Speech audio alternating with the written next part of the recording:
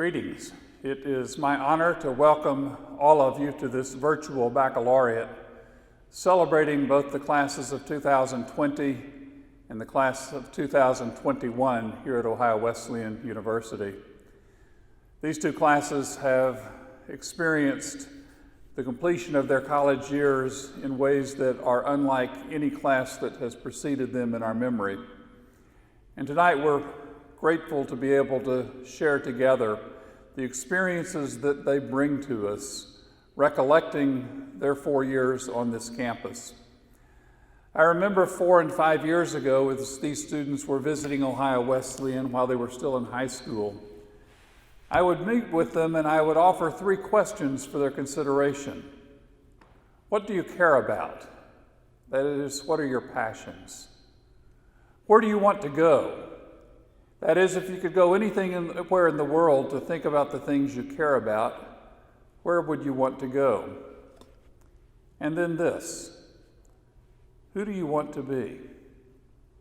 What kind of an impact do you want your life to make on the larger world? What do you care about? Where do you want to go? Who do you want to be? These are questions of meaning and purpose in life. They are questions of direction. And it's our hope that the 4 years that a student spends at Ohio Wesleyan provide an opportunity for reflecting upon and honing the answers to those questions individually and particularly for each student. What do you care about? Where do you want to go? And who do you want to be? Baccalaureate is an opportunity for us to reflect together upon meaning and purpose, and to reflect together upon the meaning and purpose that these students have found as individuals and that they have found collectively as members of the classes of 2020 and 2021. The leaders for this service have chosen as a theme, charting our path through chaos. I can't imagine a better theme for these classes who came to the end of their college years in the midst of a pandemic, in the midst of a health pandemic called the coronavirus, in the midst of a social pandemic called systemic racism. Those are sources of chaos. And yet these are students who, through their time here at Ohio Wesleyan, have learned to chart a path. They did it on this campus, and they will do it in the lives that lie ahead, literally all over the world. We celebrate with them the accomplishments of their 4 years at Ohio Wesleyan. And with parents, grandparents, friends, and relatives, and so many others who gather with us virtually this evening, we look forward to what life holds as you move forward from Ohio Wesleyan into the larger world. Thank you for being a part of this event, and best wishes in all that is to come.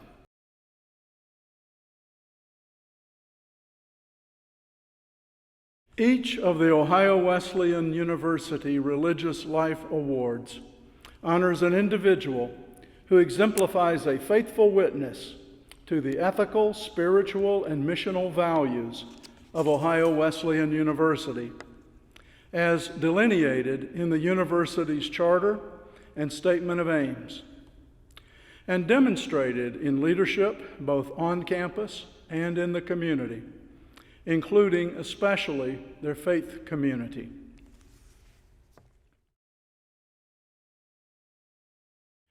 On the spot that is now Beagley Library, there once stood a stately old church, St. Paul's Methodist. St. Paul's minister of music was Bliss Wyant.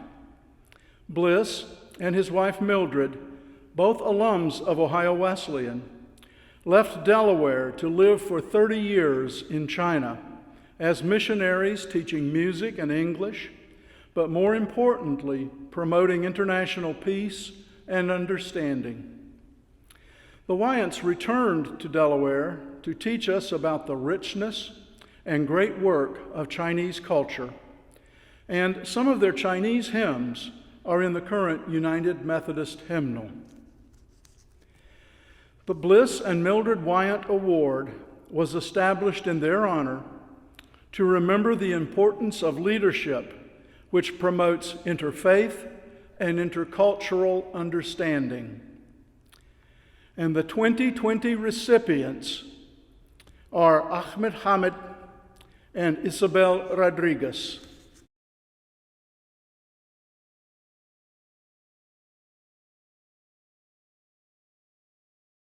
Until his passing, Emeritus Chaplain James Leslie was the conscience of this campus for 55 years.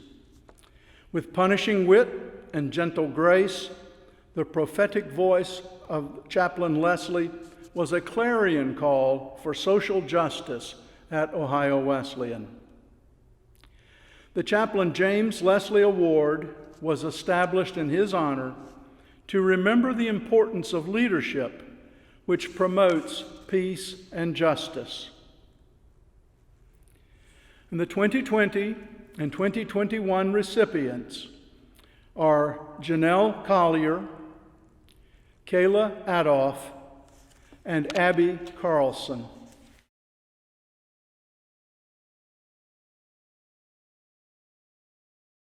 It is not by curious accident that Ohio Wesleyan University is nicknamed the Bishops. Ohio Wesleyan has produced a significant number of Methodist bishops.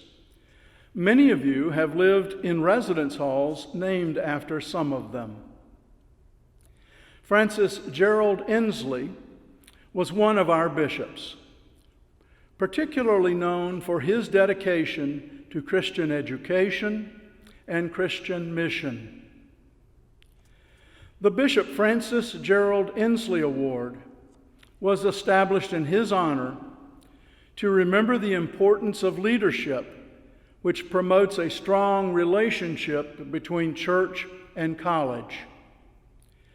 And as one of the results, strong church ties, strong Christian mission, and witness in the world. The 2020 and 2021 recipients are Sarah Holmes, Hannah Cordes, and Gracie Clevenger.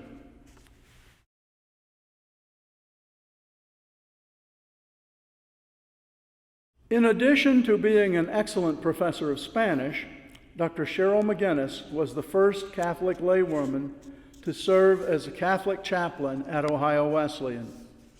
She also was the founder of the campus Newman Club. With a life of prayer and grounded mysticism, Dr. McGinnis was a mentor to many Catholic students on campus. She also was a powerful voice for social justice and helped pioneer the Spring Break Interfaith Service Week program at Ohio Wesleyan. The solid presence of Catholicism at Ohio Wesleyan today is because Dr. McGinnis had a vision and made it happen. The Dr. Cheryl McGinnis Award was established in her honor to encourage Catholic spirituality on this campus and holy social mission among us as a vital part of this Methodist institution. The 2020 recipient is Bridget Roddy.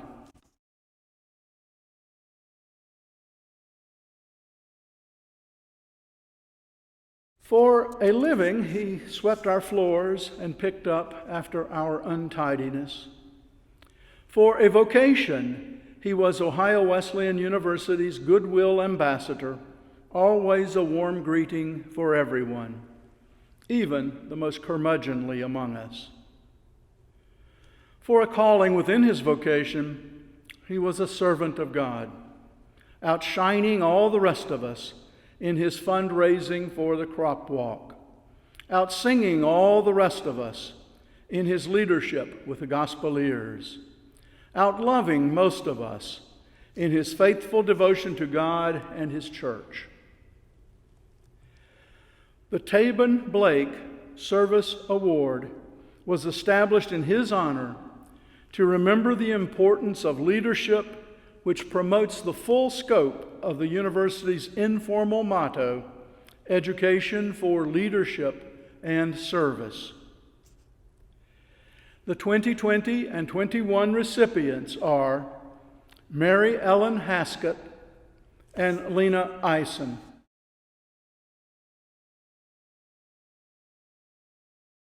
From 1948 to 1958, Dr. Arthur Fleming served as the president of Ohio Wesleyan University. At President Eisenhower's invitation, he left OWU in 1958 to become the first U.S. Secretary of Health, Education, and Welfare. In 1966, the New York Times wrote that Dr. Fleming was an evangelist for good government. His soft-spoken but outspoken demeanor helped him examine America's social ills, especially racism and health care, in an unflinching and caring way. When President Clinton gave Dr. Fleming the Presidential Medal of Freedom Award in 1994, he said, "Dr. Fleming is a man who transcended political party, generation, and race, seeking consensus on some of the great issues of our day. He has selflessly labored for decades to make American government more effective and more efficient." The Dr. Arthur Fleming Award was established in his memory to encourage the continued guidance of civic and political life by spiritual and intellectual nurture. And the 2020 and 2021 recipients are Alexis Thomas and Alana Husman.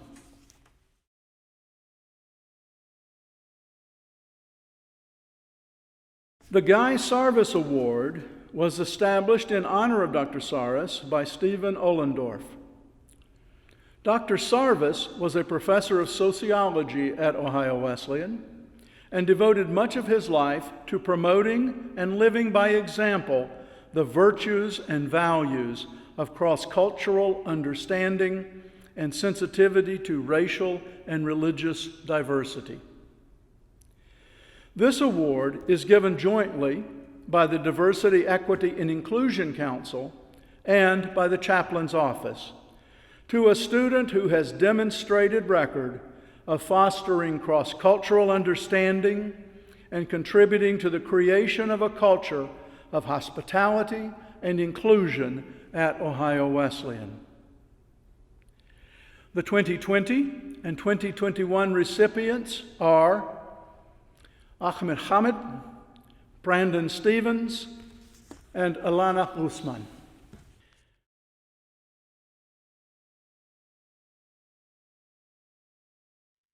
Robert Meyer was Vice President for Business at Ohio Wesleyan for over 2 decades.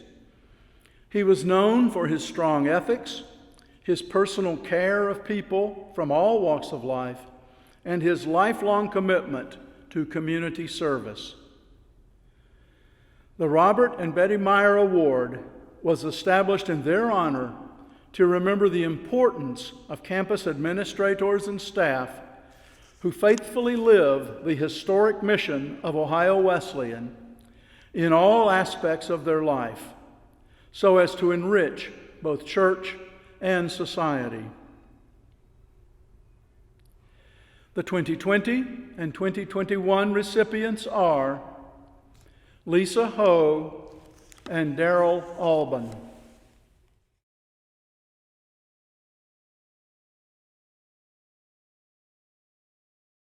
Another one of our Ohio Wesleyan bishops who served the church with intellect and grace was Bishop Francis Emner Kearns.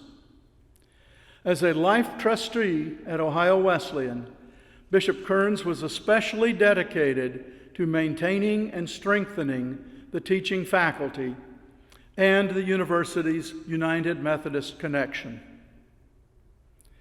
The Bishop Francis Emner Kearns Award was established in his honor to remember the importance of professors who faithfully lived the historic mission of Ohio Wesleyan in all aspects of their life, so as to enrich both church and society.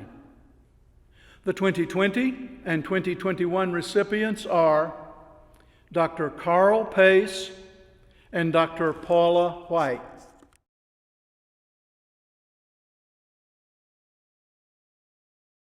The John and Charles Wesley Lifetime of Exemplary Service Award. Ohio Wesleyan University's middle name claims our historic link to John and Charles Wesley. John Wesley is the father of Methodism, and his brother Charles was a prolific poet who wrote more than 6,500 hymns. John and Charles were founding members of a small Oxford University campus ministry group, derisively called the Methodists, because of their methodical, intellectual, and spiritual disciplines. John Wesley's commitment to biblically based social justice was captured in his famous dictum, "The world is my parish." Both brothers were equally committed to the rigors of academic issues and the foundations of faith formation based in the intellect, and as one of Charles Wesley's most frequently quoted hymns says, it contains this amazing line, "Let us unite the two so long divided, knowledge and vital piety." These two are core principles of Methodism: global social justice and spiritually anchored in intellectual integrity.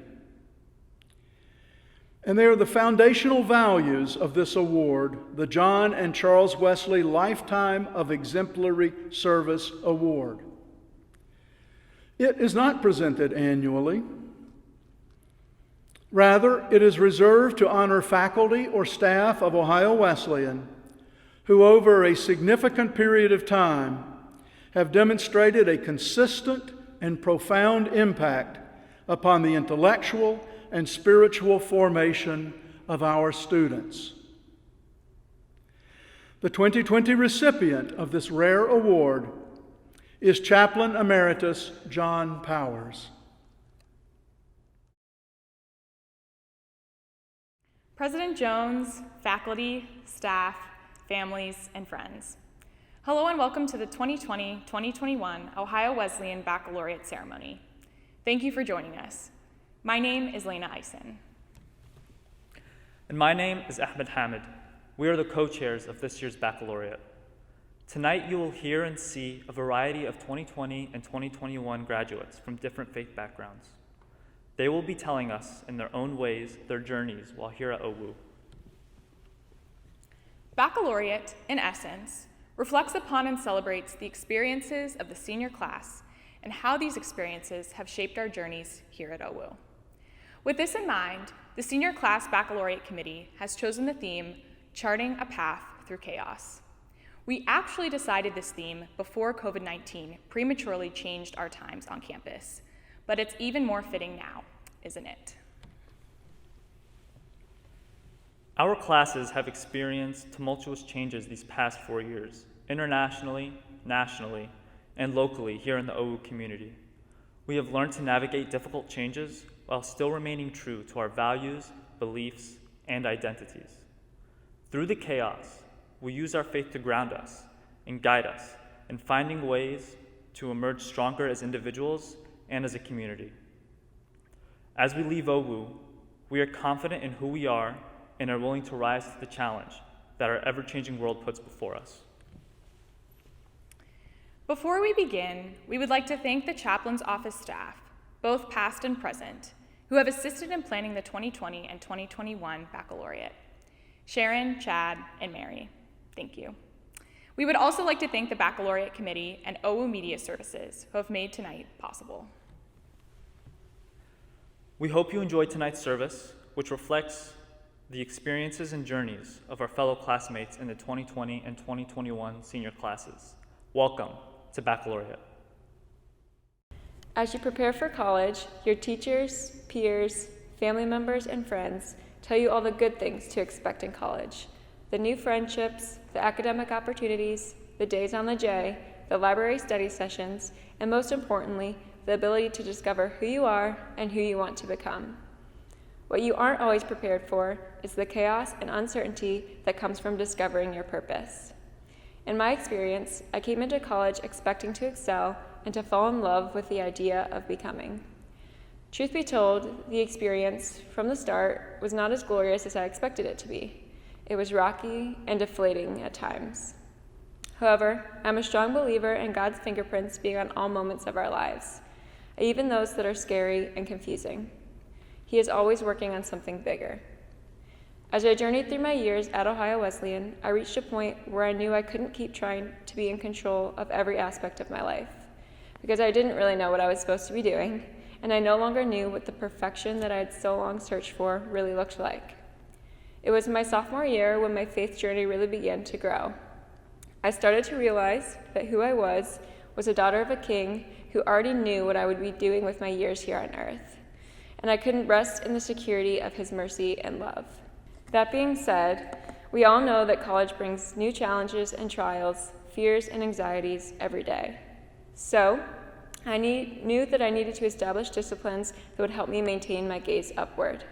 It was my relationships with friends and leaders, brothers and sisters at Ohio Wesleyan that helped me to establish such disciplines. Specifically on a spring break wilderness trek to Joshua Tree National Park and the Grand Canyon that I took with Ohio Wesleyan. On this trip, I experienced a mental and spiritual peace that I had never experienced before. Through relationships with fellow Christians, including prayer, discussions, meditation, adventure, and joy, the wilderness trek helped me to establish spiritual disciplines that carried me through the rest of my years at Ohio Wesleyan. And I believe that such disciplines, including meaningful prayer time and daily reading of Scripture, will carry me through my life as they help me to constantly be reminded of my purpose here on earth, to share Christ's love and make disciples of all nations, knowing that He is with me always to the very end of the age. I would now like to share a short psalm from the Liturgy of Psalms we studied while on my wilderness trek. It's Psalm 145, verses 17 through 21. The Lord is righteous in all His ways and faithful in all He does. The Lord is near to all who call on Him in truth. He fulfills the desires of those who fear Him. He hears their cry and saves them. The Lord watches over all who love Him, but all the wicked He will destroy. My mouth will speak in praise of the Lord. Let every creature praise His holy name forever and ever. Thank you. There is an old Asian proverb. Good, bad, who knows? One day, a rural farmer's only horse got loose and ran away. All of his neighbors said, "Oh, how terrible for you." He responded with, "Good, bad, who knows?" The next day, his horse came back with many wild horses. A few days later, while the farmer's son was training one of the horses, there was an accident and he broke his leg. All of his neighbors said, "Oh, how terrible for you." He responded with, "Good, bad, who knows?" The next day, the army came to his door to conscript his son, but wouldn't take him due to his broken leg. Good, bad, who knows? I have been repeating this phrase to myself over and over again this year. While much of this year has been undeniably bad, some good has come of it. At the beginning of the pandemic, CO2 emissions dropped significantly as fewer people were commuting to work. And people were forced to slow down and realize what is truly important to them, just to name two. For the class of 2020, having to leave OU early for the last part of our senior year was terrible, but it seemed to have helped us come closer in a unique way. For me, one of the goods that came out of this year was a significant spiritual growth. I learned to trust in my faith and know that God has a plan for me, even though it doesn't always feel like it. After I finished my degree, I was motivated and ready to find a high-flying job in the legal field while preparing to take the LSAT. That didn't end up happening. Finding a job was so challenging for me, as I'm sure it has been for many of you. In theory, finding a job shouldn't be that hard, right? Well, as many of us found out, it can be that hard. I had the hardest time finding a job that I wanted and that I was qualified for, and it was taking forever. One day, my mom stumbled across a job posting on her sorority's Facebook group, asking for preschool teachers. I like kids, so I gave it a shot. I wasn't expecting to get hired, but I did, and I ended up loving the job. I was trying so hard to control what was happening in my life, and once I let go of that control, I got the job that I love. Letting go of control reminded me of my faith in God and how my faith challenges me. Being forced to relinquish control? Good? Bad? Who knows? There isn't really anything any of us could have done to prepare for this pandemic and the complete lack of control that goes with it. But somehow we have made it through. We have learned to think quickly and land on our feet. Good? Bad? Who knows? Letting go of control has a lot to do with my faith. Understanding that I am unable to control anything past my fingertips is a hard pill for me to swallow, but one that is necessary on my faith journey. Having faith is extremely challenging. Trusting in an all-powerful being that you can't see is hard. For better or for worse, that's what taking a leap of faith is. It is, for me at least, a leap worth taking. Each and every faith journey is worth having.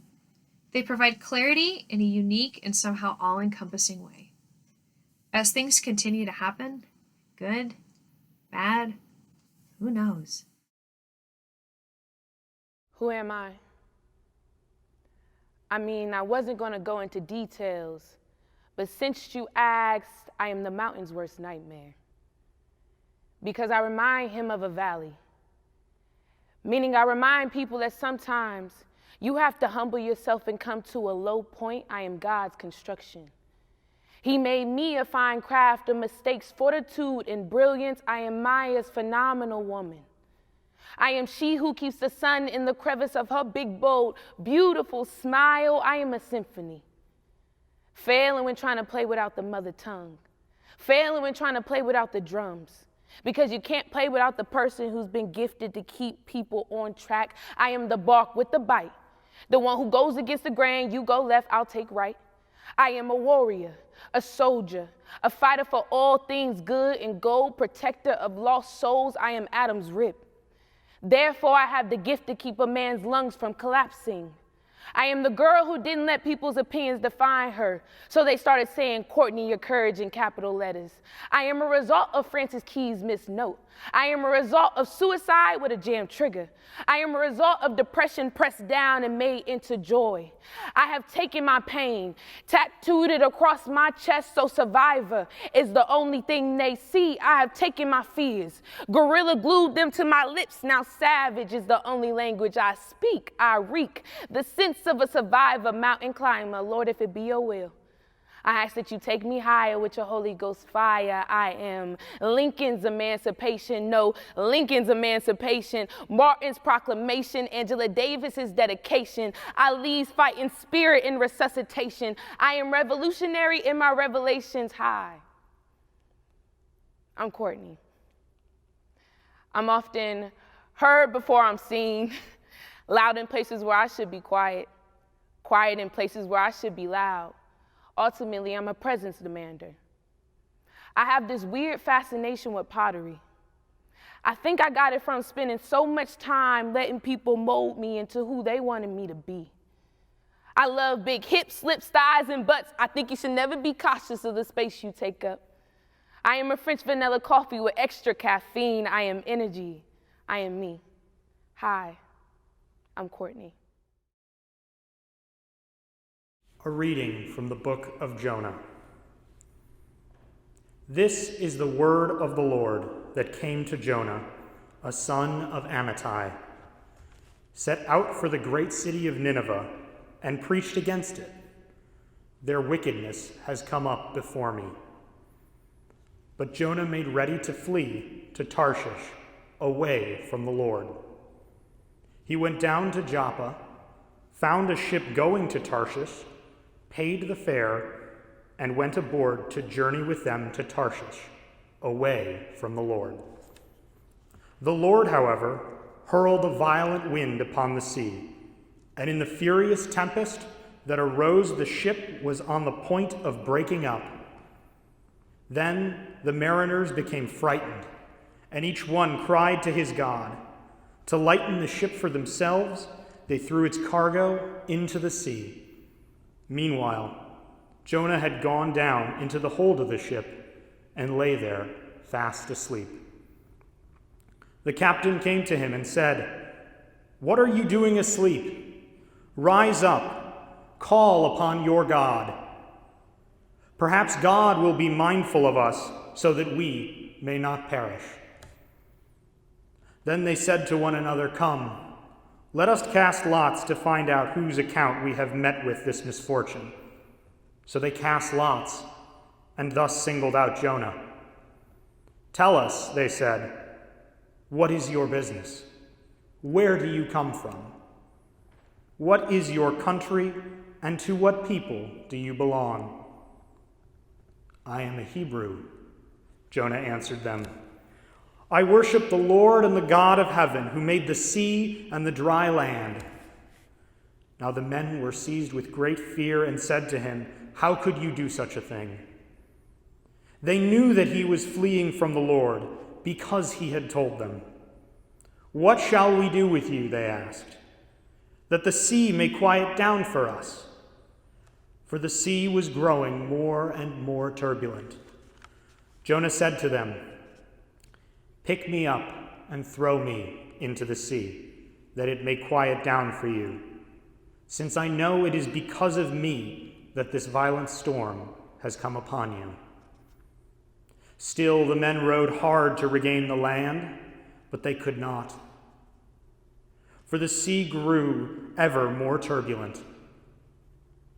Then they cried to the Lord, "We beseech you, O Lord, let us not perish for taking this man's life. Do not charge us with shedding innocent blood, for you, Lord, have done as you saw fit."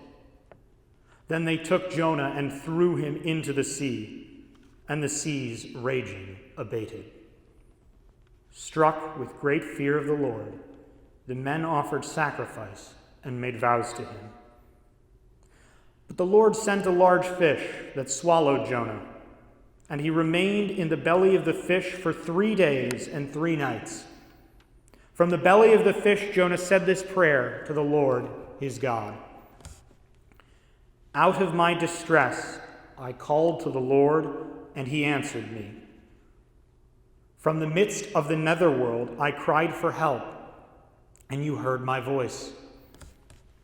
For you cast me into the deep, into the heart of the sea, and the flood enveloped me. All your breakers and your billows passed over me. Then I said, I am banished from your sight. Yet would I again look upon your holy temple.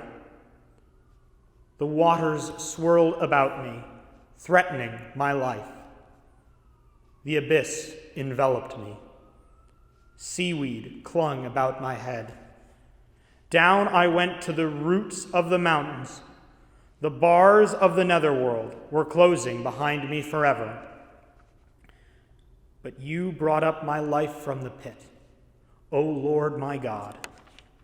When my soul fainted within me, I remembered the Lord. My prayer reached you in your holy temple. For those who worship vain idols forsake their source of mercy. But I, with resounding praise, will sacrifice to you. What I have vowed, I will pay. Deliverance is from the Lord. Then the Lord commanded the fish to spew Jonah upon the shore. The word of the Lord. In the 13th century, one of my heroes, St. Thomas Aquinas, the preeminent Roman Catholic philosopher and theologian of the Middle Ages, wrote a prayer to be recited by students.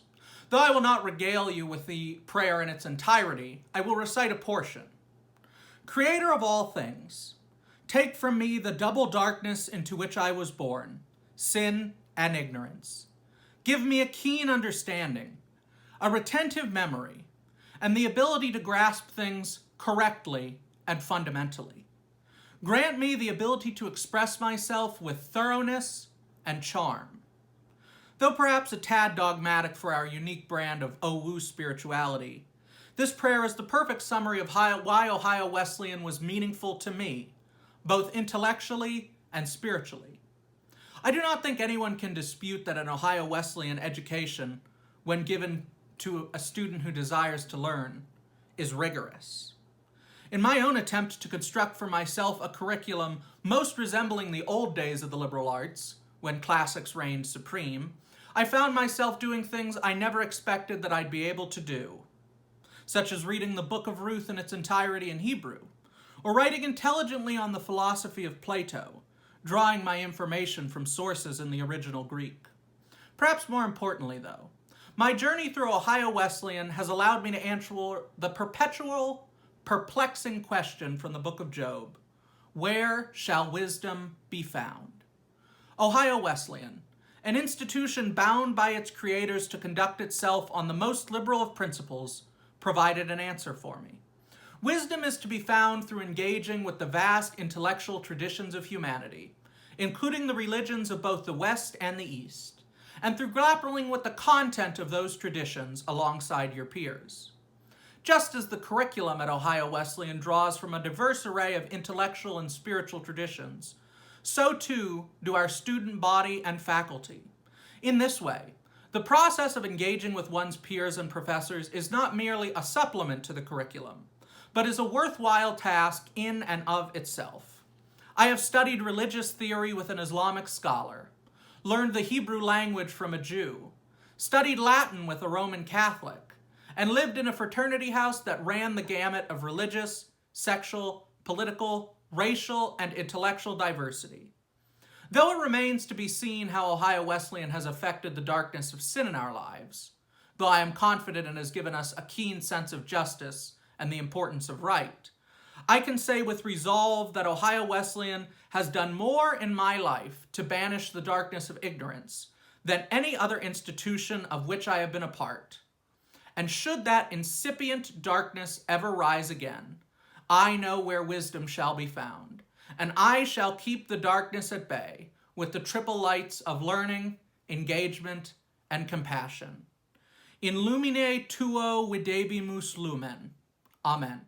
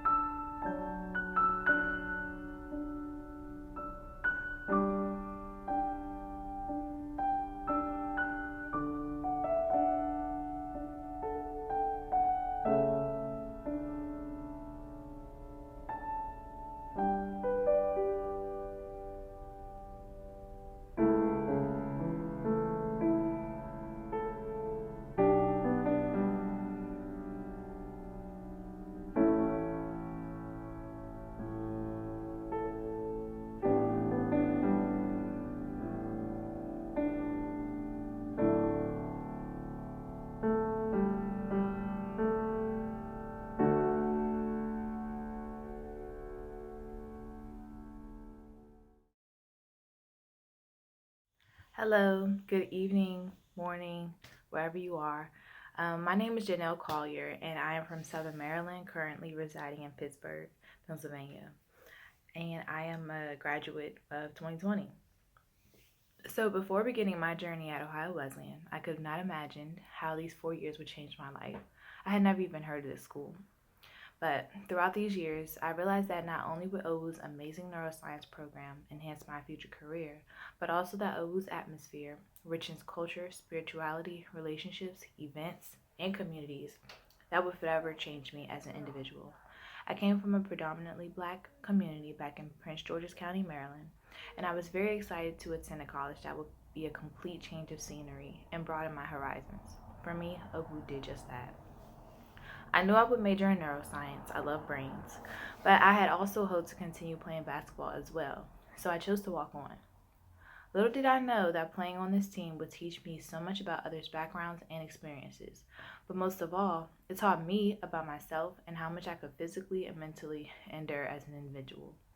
It was not easy, as no one expects a college sport to be, but realizing that I was so far behind made the process so much more harder for me.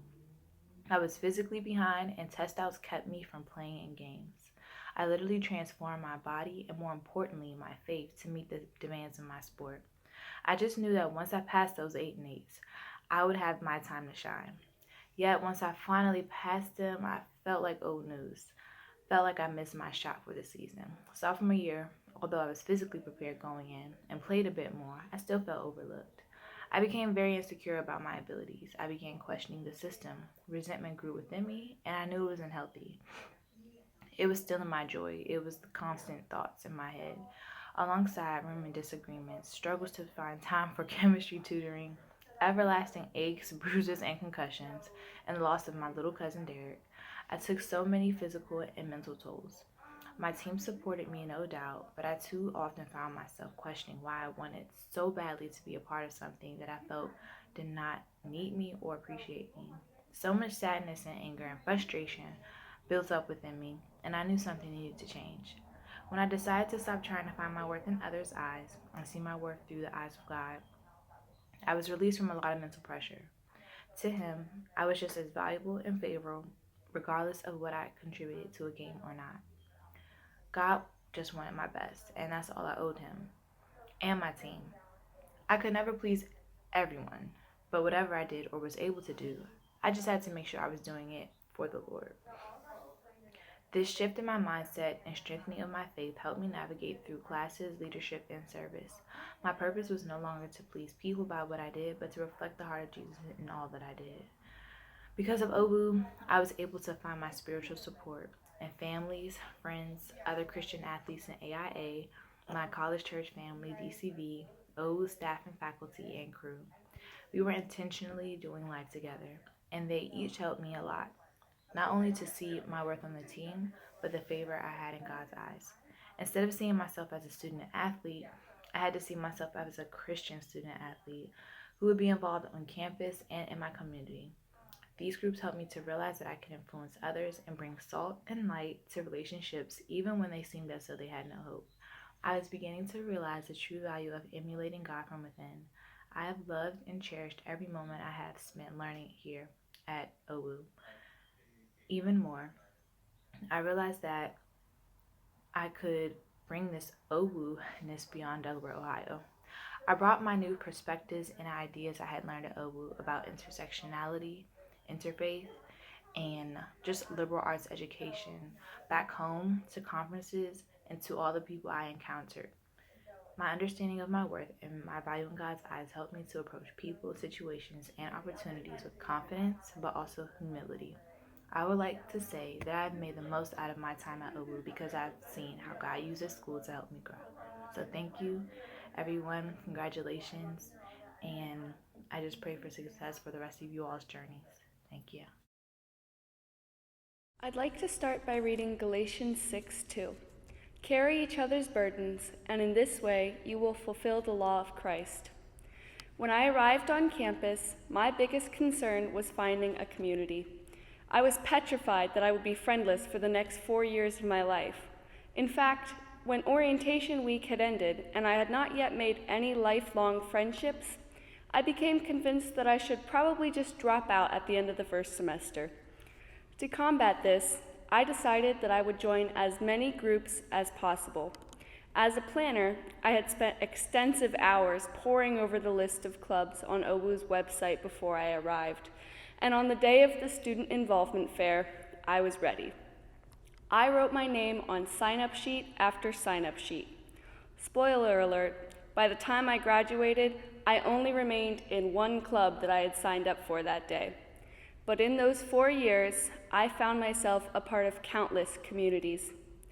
Nearly every night my freshman year, my roommates and our friends gathered in our Welch dorm and talked about our days.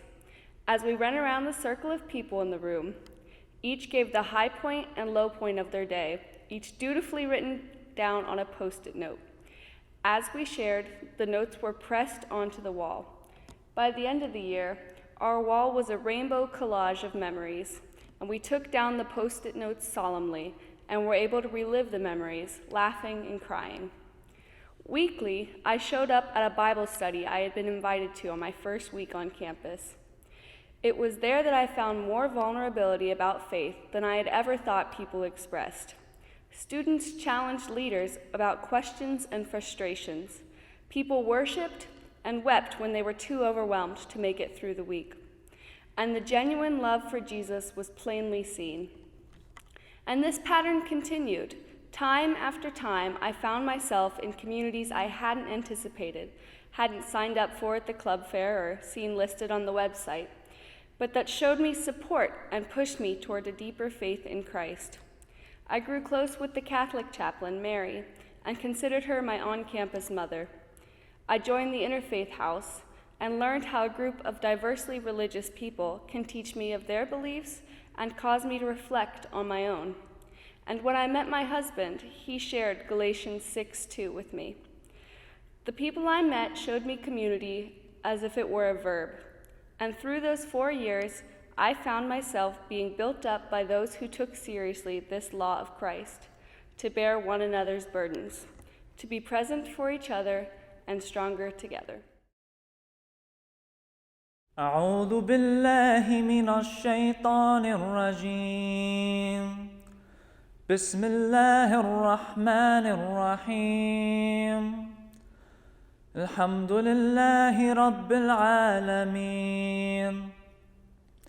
الرحمن الرحيم مالك يوم الدين إياك نعبد وإياك نستعين اهدنا الصراط المستقيم صراط الذين أنعمت عليهم غير المغضوب عليهم ولا الضالين آمين. In the name of God, most merciful, most kind, all praise is due to God, most merciful, most kind. Master of the day of judgment, you alone we worship, and you alone we ask for help.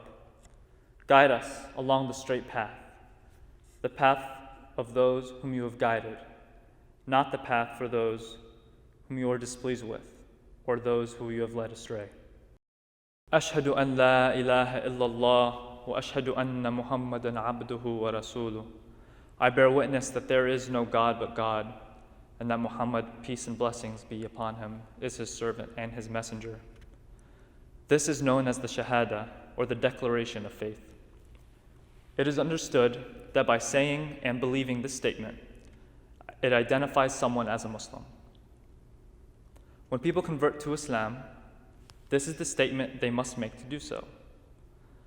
I'm not going to unpack the statement religiously, but reflect upon it personally.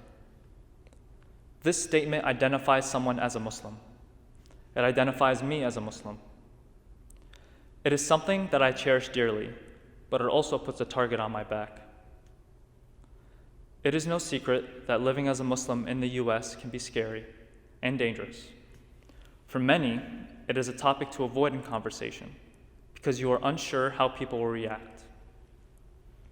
This fear will have you bending over backwards to avoid saying, I'm Muslim, or giving any clues that might indicate it.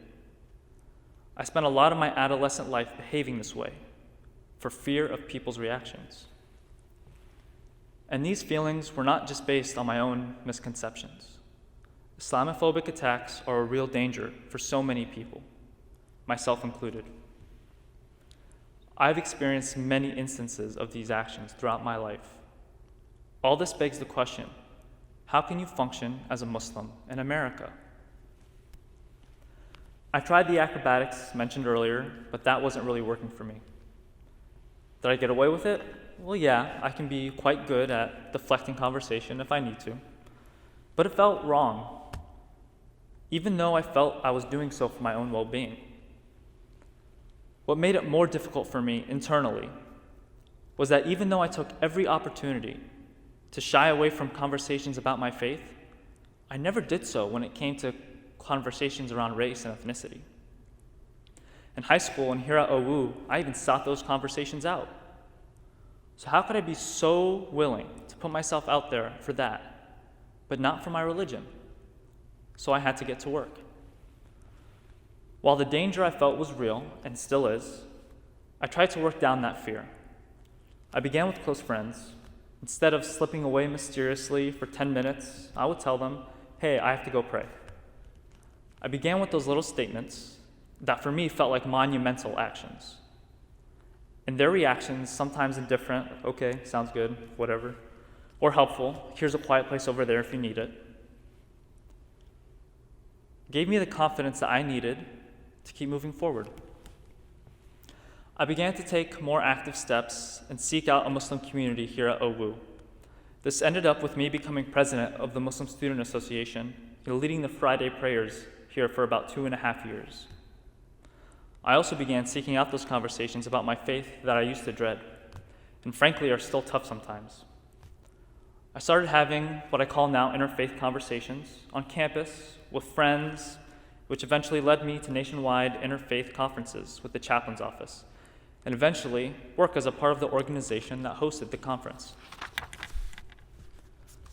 I don't say all this as a pat on the back. I say all this because if you came to me 5 years ago and told me about all the stuff that I did, I would not have believed you. I thought, and I still do sometimes, that all this is way out of my depth.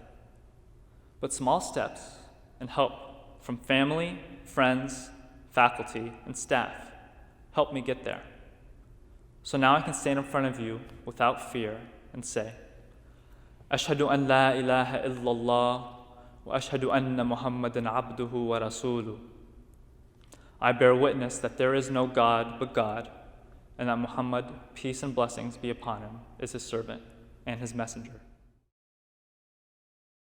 As we come to the end of our baccalaureate service, I find myself filled with gratitude for the folks you've heard tonight, and so many more. And I think it's worth noting again that this year's theme, Charting a Path Through Chaos, was chosen by student leaders back in the spring of 2020, before COVID hit, and before the calls for racial justice arose out of the Black Lives Matter movement that following summer. We had no idea when we started planning what the world had in store for us.